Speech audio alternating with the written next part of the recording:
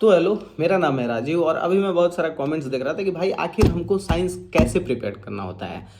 तो mainly science का क्या है कि आप पढ़े कहीं से, उसके बाद नोट्स नोट्स इंपॉर्टेंट है। नोट्स कैसे बना रहे हो, उसको कैसे रख रहे हो, कैसे अपग्रेड कर रहे हो, वो सारी चीज़ें क्योंकि बहुत इंपॉर्टेंट है। रिवीजन में सबसे ज़्यादा वही काम आता है। तो पहला चीज़ कि आपको तो टाइम देना पड़ेगा।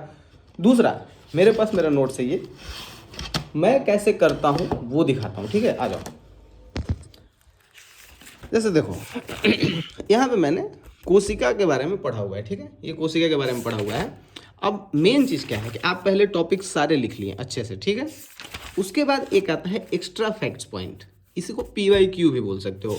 उसके बाद ये जगह भी छोड़ा हुआ है। ठीक है, मेरे सारे टॉपिक्स के लास्ट में जैसे मैंने ये कार्बोहाइड्रेट पढ़ा, विटामिन्स पढ़ा था, तो यहाँ पे देखो विटामिन्स में फैक्ट्स है, PYQs हैं, ये है जो भी है डिटेल्स में वो आप लिख लिए हेडिंग डाल के। उसके बाद आपको फैक्ट्स दिख जाएगा, फैक्ट्स, और लास्ट में अभी और जगह छोड़ा हुआ है हर टॉपिक का। और ये देखो मैं इतना जो पढ़ा हूँ, ये सारी चीज़ें लगभग इतना पेज है यहाँ से, और अभी आगे भी है।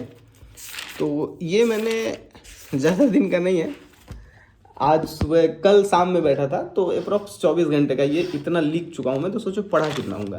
तो सबसे मेन चीज़ कि पढ़ाई आपसे टाइम मांगता है, आपको देना पड़ेगा, इसका कोई ट्रिक नहीं है। दूसरा चीज़ कि मेन टॉपिक्स आप कहीं से पढ़ रहे हो, ठीक है, आप नोट्स प्रिपेयर कर रहे हो। नोट्स हमेशा अपग्रेडेशन मांगता है। एक बुक में या एक किसी ऑनलाइन वीडियो में सारी चीज़ें आपसे कवर नहीं होंगी, इसलिए फैक्ट्स का पॉइंट छोड़ना जरूरी है। क्यों?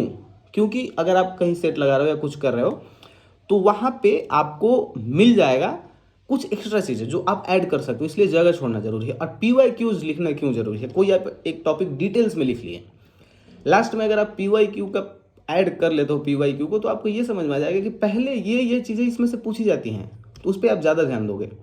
नोट्स इस तरह से बनाना है। और दूसरा चीज़, टाइम तो देना पड़ेगा। है ALP का वैकेंसी सामने, NTPC का ग्रुप D का, पढ़ लो। ठीक है।